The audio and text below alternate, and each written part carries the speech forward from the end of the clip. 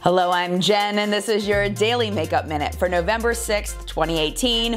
Go vote! And when you get back from voting, set an alarm for tomorrow when the Tarte Custom Kit goes on sale with 7 full-size items for $63, terms on their site. We're in the Makeup Geek 7 Days of Giving sale, and right now you can get the brush bundles from day 1 or the Kathleen Lights palette from day 2. What's next? Good stuff, we bet.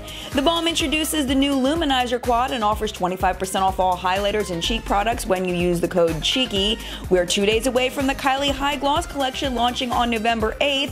Tatcha has released its Treasure Togetherness holiday collection with skincare gifts and limited edition lip sets exclusive to Tatcha.com. And finally, if you're waiting for the restock of the Emily Edit palettes, well, so is she. Apparently, the items are going through quality control checks and should be in stock at your local Ulta soon. That's it for now. We'll see you here same time tomorrow. Look for Makeup Minute Extras on my Instagram. And don't forget our full-length weekly newscast, What's Up in Makeup, every Sunday morning on YouTube.